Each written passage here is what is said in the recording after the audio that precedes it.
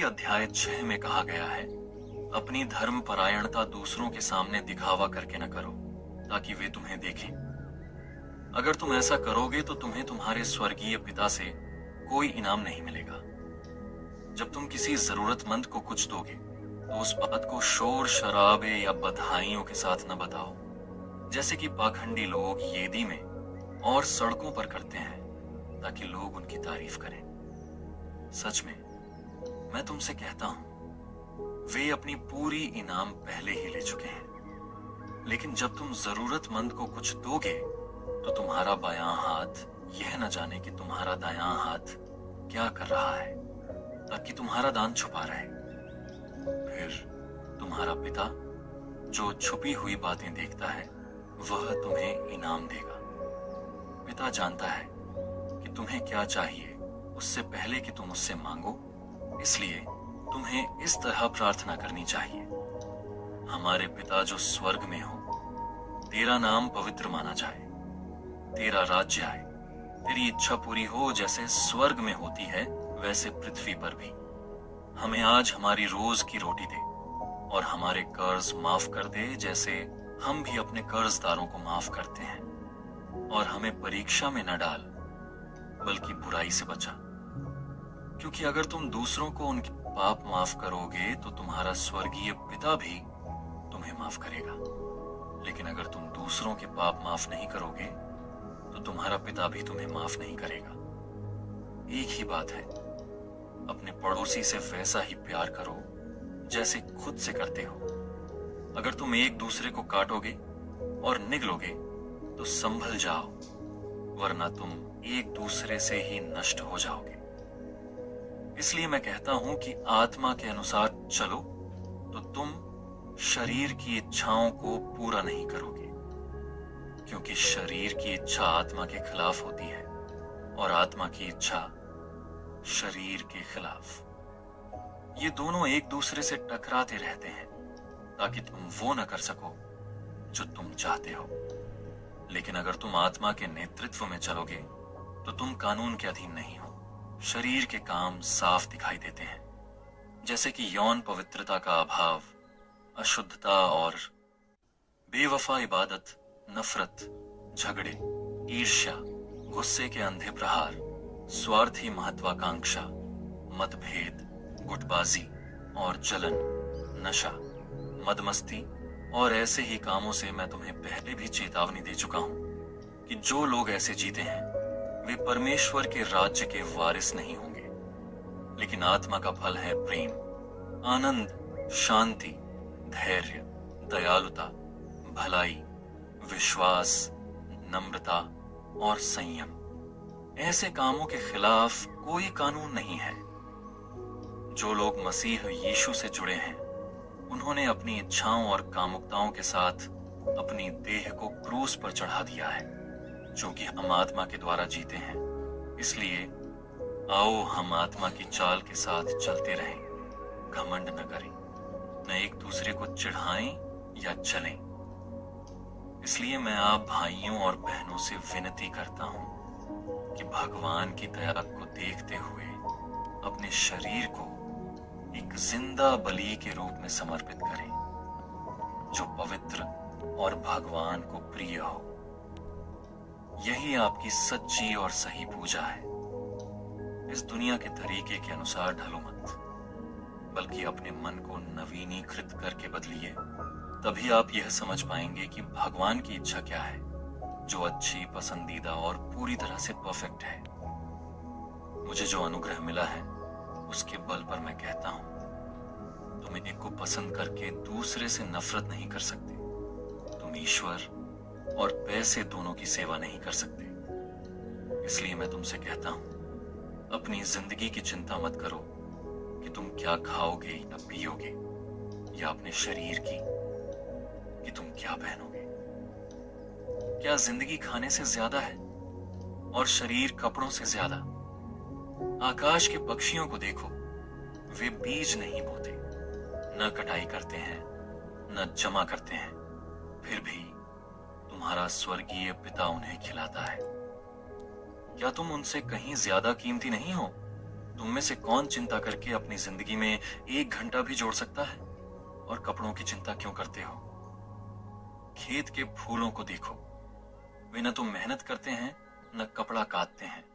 चिंता मत करो कि हम क्या खाएंगे या क्या पिएंगे या क्या पहनेंगे, क्योंकि जो लोग भगवान पर विश्वास नहीं करते वे सब ये चीजें पाने के पीछे भागते हैं। तुम्हारा स्वर्गीय पिता जानता है कि तुम्हें इन सब चीजों की जरूरत है, इसलिए सबसे पहले उसका राज्य और उसकी धार्मिकता खोजो और ये सब चीजें तुम्हें मिल जाएंगी। तुम्हें भी दिया जाएगा, इसलिए कल की चिंता मत करो, क्योंकि कल अपनी चिंता खुद करेगा। हर दिन की अपनी मुश्किलें होती हैं। गलातियों 5। यही आजादी के लिए मसीह ने हमें आजाद किया है, इसलिए डटे रहो और फिर से गुलामी के जंजीरों में न फंसो। मेरी बात सुनो, मैं पौलुस तुम्हें कहता हूं, अगर तुम खुद को खतना कराओगे तो मसीह तुम्हारे लिए कोई मतलब नहीं रहेगा। मैं फिर कहता हूं, जो कोई खतना कराता है उसे पूरी व्यवस्था का पालन करना पड़ेगा।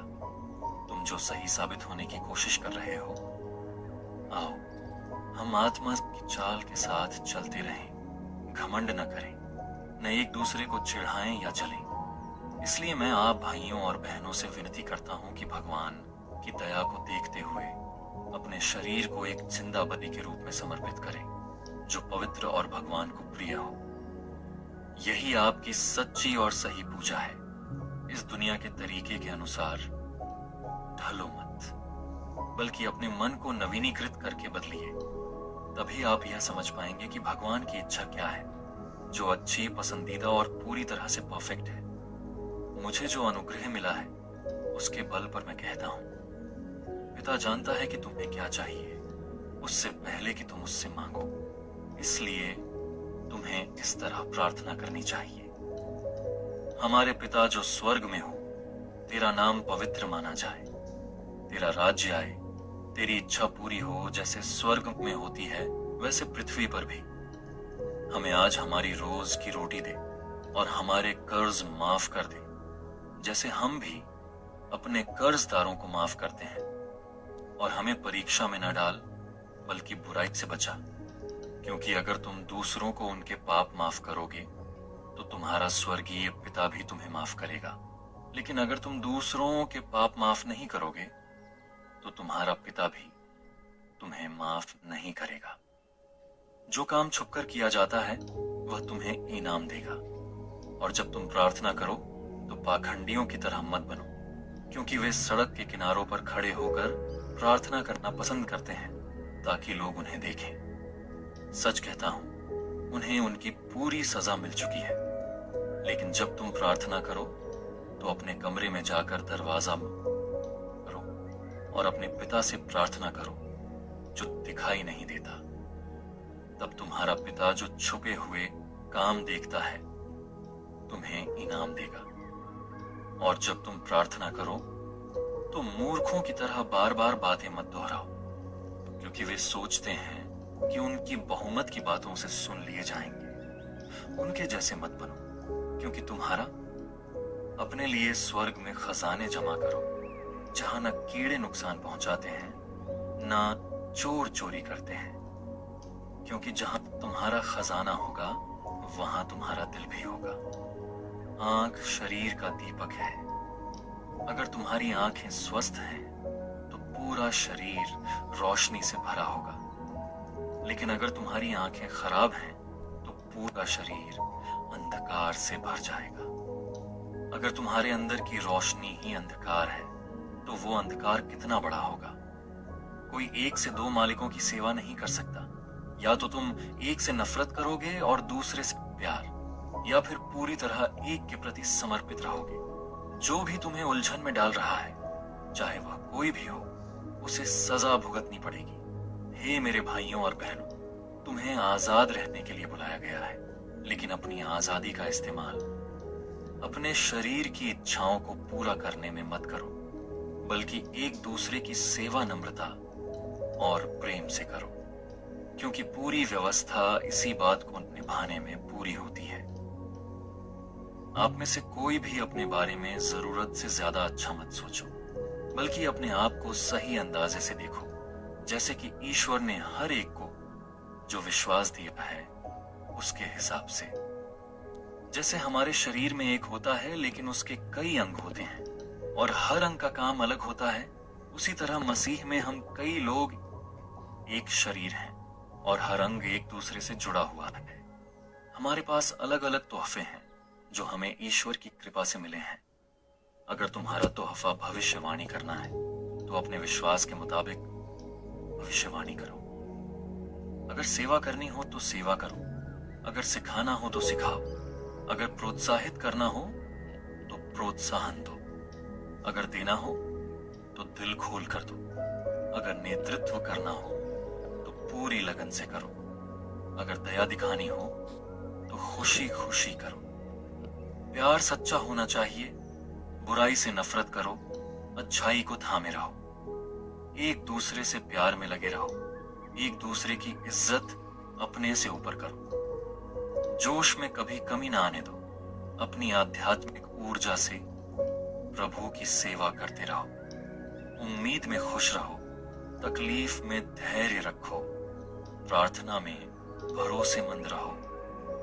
प्रभु के लोगों के साथ जो कुछ है बांटो। अभ्यास की जरूरत है, मेहमान नवाजी करो। जो तुम्हें सताते हैं उन्हें आशीर्वाद दो, शाप मत दो। जो खुश हैं उनके साथ खुश हो, जो दुखी हैं उनके साथ दुख मनाओ। एक दूसरे के साथ मिलजुल कर रहो, घमंडी मत बनो, बल्कि निम्न पद के लोगों के साथ भी दोस्ती करने को तैयार रहो। घमंड मत करो, किसी को बुरा बुरा जवाब मत दो, सबके सामने सही काम करने का ध्यान रखो। जहां तक तुम्हारे बस में हो सबके साथ शांति से रहो। मेरे प्यारे दोस्तों, बदला मत लो, बल्कि भगवान के क्रोध के लिए जगह छोड़ दो, क्योंकि लिखा है बदला लेना मेरा काम है, मैं चुकाऊंगा, कहता प्रभु। लेकिन अगर तुम्हारा दुश्मन भूखा है तो उसे खाना दो, अगर प्यासा है तो उसे पानी दो, और ऐसा करते रहो। इससे तुम उसके सिर पर जलती हुई कोयले रखोगे। बुराई के आगे मत हारो, बल्कि अच्छाई से बुराई को हराओ। जो कुछ छुपाया नहीं जाएगा और जो कुछ छिपाया नहीं जाएगा, जो तुमने अंधेरे में कहा वह दिन की रोशनी में सुना जाएगा, और जो तुमने अंदर के कमरे में कान में फुसफुसाया वह छतों से सुनाया जाएगा। मैं तुमसे कहता हूं मेरे दोस्तों, उन लोगों से मत डरना जो शरीर को मार देते हैं और उसके बाद कुछ नहीं कर सकते। लेकिन मैं तुम्हें बताता हूं कि किससे डरना चाहिए। उससे डरना जो तुम्हारे शरीर को मारने के बाद तुम्हें नरक में फेंकने का अधिकार रखता है। हाँ, मैं तुम्हें कहता हूं, उससे डरना। क्या 5 गौरैया 2 पैसे पे नहीं बिकती? फिर भी उनमें से एक भी भूल नहीं जाता। सच में भगवान के नाम पर तुम्हारे सिर के बाल भी सब गिने हुए हैं। डर मत, तुम कई चिड़ियों से भी ज्यादा कीमती हो। मैं तुमसे कहता हूं, जो कोई भी मुझसे सामने सबके बीच बात करेगा, मानव पुत्र भी उसे भगवान के फरिश्तों के सामने स्वीकार करेगा। लेकिन जो कोई भी मुझसे सबका सामने में आया कृत्या से इनकार उमर करेगा, उसे भी फरिश्तों के सामने इनकार किया जाएगा। और जो कोई भी मानव पुत्र के खिलाफ एक भी बात बोलेगा उसे माफ कर दिया जाएगा। लेकिन जो पवित्र आत्मा के खिलाफ गाली देगा उसे माफ नहीं किया जाएगा। चिंता मत करो कि तुम अपनी रक्षा कैसे करोगे या क्या कहोगे, क्योंकि उस वक्त पवित्र आत्मा तुम्हें बताएगा कि क्या कहना है। पर अगर तुम परमेश्वर के प्रति धनवान नहीं हो तो यीशु ने अपने चेलों से कहा, इसलिए मैं तुमसे कहता हूं, अपनी जिंदगी की चिंता मत करो कि तुम क्या खाओगे, या अपने शरीर की कि तुम क्या पहनोगे, क्योंकि जिंदगी खाने से बढ़कर है और शरीर कपड़ों से ज्यादा महत्वपूर्ण है। कौवों को देखो, वे बीज बोते या काटते नहीं, उनके पास कोठी या खलिहान भी नहीं, फिर भी परमेश्वर उन्हें खिलाता है। तो तुम उनसे कितने ज्यादा कीमती हो। तुम में से कौन चिंता करके अपनी जिंदगी में 1 घंटा भी जोड़ सकता है? क्योंकि क्योंकि तुम इतना छोटा काम भी नहीं कर सकते, तो बाकी की चिंता क्यों करते हो? जंगली फूलों को देखो कि वे कैसे उगते हैं। वे न तो मेहनत करते हैं न काटते हैं, फिर भी मैं तुमसे कहता हूं, सलोमन भी अपनी पूरी शान शौकत में इनमें से किसी एक की तरह नहीं सजा था। अगर ईश्वर खेत की घास को, जो आज है और कल आग में डाल दी जाती है, ऐसी पोशाक देता है, तो तुमको कितना ज्यादा सजाएगा। हे कम विश्वास वालों, और अपने खाने पीने की चिंता मत करो, अपने दिल को उस पर मत लगाओ, क्योंकि दुनिया के लोग यही सब पीछे भागते हैं, और तुम्हारा पिता जानता है कि तुम्हें इसकी जरूरत है। पर उसकी राज्य की खोज करो तो ये सब चीजें तुम्हें भी मिलेंगी। डरो मत छोटे झुंड, क्योंकि तुम्हारे पिता ने तुम्हें राज्य देने का मन बनाया है। अपनी सारी चीजें बेच दो और गरीबों को दे दो। अपने लिए ऐसी थैलियां बनाओ जो फटे नहीं। एक ऐसा खजाना तैयार करो जो स्वर्ग में रहेगा और कभी खत्म नहीं होगा, जहां कोई चोर नहीं आता और कोई कीड़ा नुकसान नहीं पहुंचाता। क्योंकि जहां तुम्हारा खजाना होगा वहीं तुम्हारा दिल भी होगा। सेवा के लिए तैयार रहो और अपने दिए जलाए रखो, जैसे सेवक अपने मालिक के शादी के भोज से लौटने का इंतजार कर रहे हो, ताकि जब वह आए और दस्तक दे तो वे तुरंत दरवाजा खोल सके। उसके लिए अच्छा होगा उन नौकरों के लिए जिनके मालिक उन्हें देख कर पाए कि वे जाग रहे हैं जब वह आता है। सच्चाई से कहता हूं, वह खुद सेवा करने के लिए तैयार हो जाएगा, उन्हें मेज पर आराम करने देगा और उनके लिए सेवा करेगा। उन नौकरों के लिए अच्छा होगा जिनके मालिक उन्हें तैयार पाता है, चाहे वह आधी रात को आए या भोर के समय। लेकिन यह समझ लो, अगर मकान मालिक को पता होता कि चोर किस समय आने वाला है, तो वह अपने घर की चोरी नहीं होने देता। तुम्हें भी हमेशा तैयार रहना चाहिए, क्योंकि मनुष्य का पुत्र उस समय आएगा जब तुम उसकी उम्मीद भी नहीं कर रहे होंगे। जिसे बहुत कुछ दिया गया है उससे बहुत कुछ मांगा जाएगा, और जिसे ज्यादा जिम्मेदारी सौंपी गई है उससे और भी ज्यादा मांगा जाएगा। मैं धरती पर आग लाने आया हूं, और काश यह आग पहले ही जल चुकी होती, लेकिन मुझे एक बपतिस्मा से गुजरना है, और जब तक वह पूरा नहीं होता मैं बंधन में हूं। क्या तुम्हें लगता है कि मैं धरती पर शांति लाने आया हूं? नहीं, मैं तुम्हें बताता हूं, बल्कि अब से परिवार में दरार होगी, दरार होगी। एक ही परिवार में 5 लोग एक दूसरे के खिलाफ होंगे, 3 2 के खिलाफ और 2 3 के खिलाफ। पिता पुत्र के खिलाफ बंटे होंगे, और बेटा अपने पिता के खिलाफ, माँ अपनी बेटी के खिलाफ और बेटी अपनी माँ के खिलाफ, सास अपनी बहू के खिलाफ और बहू अपनी सास के खिलाफ। उसने भीड़ से कहा, जब तुम पश्चिम में बादल उठते देखो तो तुरंत कहते हो कि बारिश होगी, और सच में होती है। जब दक्षिणी हवा चलती है तो कहते हो कि गर्मी बढ़ेगी, और वो भी होती है। हे पाखंडी, तुम धरती और आसमान के हाल समझ लेते हो, तो ये कैसे हो सकता है कि तुम इस वक्त की सही हालत को समझ ही नहीं पाते? फिर खुद से फैसला क्यों नहीं करते? जब तुम अपने विरोधी के साथ मजिस्ट्रेट के पास जा रहे हो तो रास्ते में जोर लगाकर सुलह करने की कोशिश करो, वरना तुम्हारा विरोधी तुम्हें जज के पास ले जाएगा, और जज तुम्हें अधिकारी के हवाले कर देगा, और अधिकारी तुम्हें जेल में डाल देगा। मैं तुमसे कहता हूं कि तुम उस वक्त तक बाहर नहीं आओगे जब तक आखिरी पैसा चुका न दो। शराब पीकर और मूर्खता को गले लगाते हुए भी मेरा दिमाग मुझे समझदारी से मार्गदर्शन करता रहा।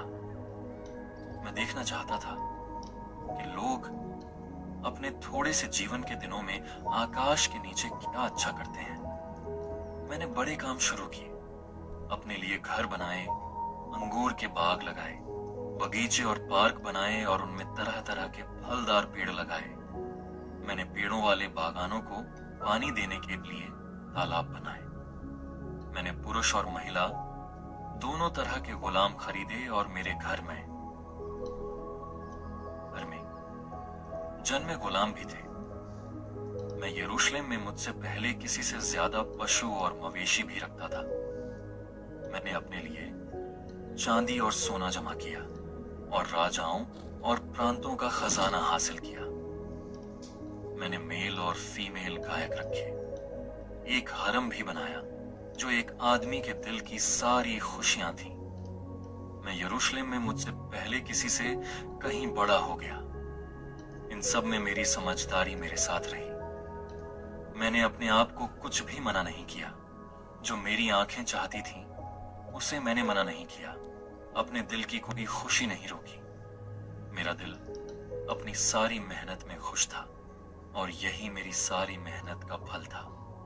फिर भी जब मैंने अपने हाथों से किए गए सारे काम और जो कुछ मैंने हासिल किया उसे देखा तो सब कुछ व्यर्थ लगा। हवा के पीछे भागते हुए कुछ भी हासिल नहीं हुआ। सूरज के नीचे मैंने अपनी सोच को ज्ञान की ओर मोड़ा, साथ ही पागलपन और मूर्खता की भी। राजा के उत्तराधिकारी और क्या कर सकता है जो पहले से नहीं किया गया हो। मैंने देखा कि ज्ञान मूर्खता से बेहतर है, जैसे कि रोशनी अंधेरे से बेहतर होती है। समझदारों के सिर में आंखें होती हैं, जबकि मूर्ख अंधेरे में चलता है। लेकिन मैंने ये भी समझा कि दोनों की एक जैसी तकदीर होती है। फिर मैंने अपने आप से कहा कि मूर्ख की तकदीर मेरे साथ भी आएगी, तो फिर मुझे क्या फायदा हुआ। मैंने अपने आप से कहा कि बुद्धिमान के लिए भी यह सब बेकार है, जैसे मूर्ख लंबे समय तक याद नहीं रखे जाते। वो दिन पहले ही आ चुके हैं जब दोनों को भुला दिया गया। मूर्ख की तरह बुद्धिमान को भी मरना है। इसलिए मैं जिंदगी से नफरत करने लगा, क्योंकि जो काम सूरज के नीचे होता है वो मेरे लिए भारी था। सब कुछ हवा का पीछा करने जैसा बेकार है। मैंने उन सारी चीजों से नफरत की जिनके लिए मैंने सूरज के नीचे मेहनत की, क्योंकि मुझे उन्हें उस इंसान को छोड़ना होगा जो मेरे बाद आएगा। और कौन जाने वो बुद्धिमान होगा या मूर्ख, फिर भी उस पर उसका अधिकार होगा। मेरी सारी मेहनत का फल, जिसमें मैंने अपनी पूरी मेहनत और हुनर लगाया है, सूरज के नीचे ये सब बेकार है। इसलिए मेरा दिल सारी इस व्यर्थ मेहनत पर निराश हो गया। सूरज के नीचे कोई बुद्धिमानी, ज्ञान और हुनर से मेहनत करता है, लेकिन फिर उसे अपनी सारी चीजें उस दूसरे को छोड़नी पड़ती हैं जिसने उसके लिए मेहनत नहीं की। ये भी बेकार है और बड़ी बदकिस्मती है। लोग अपनी सारी मेहनत और चिंता भरे संघर्ष से आखिर क्या पाते हैं, जिनके साथ वे सूरज के नीचे अपने सारे दिन काम करते हैं। उनका काम दुख और दर्द है, और रात को भी उनके दिमाग में चैन नहीं होता। आराम नहीं करना भी बेकार है। इंसान के लिए खाने पीने से बढ़कर और कुछ नहीं है, और अपनी मेहनत में संतुष्टि पाना भी। ये सब मैं ईश्वर के हाथ की ही देन समझता हूं, क्योंकि उसके बिना कौन खा सकता है या खुशी पा सकता है। जो ईश्वर को खुश करता है उसे ईश्वर ज्ञान, समझदारी और खुशी देता है, लेकिन पापी को बस दौलत जुटाने और जमा करने का काम मिलता है, ताकि वो उसे ईश्वर को खुश करने वाले को सौंप सके। ये सब भी बेकार है, जैसे हवा के पीछे भागना।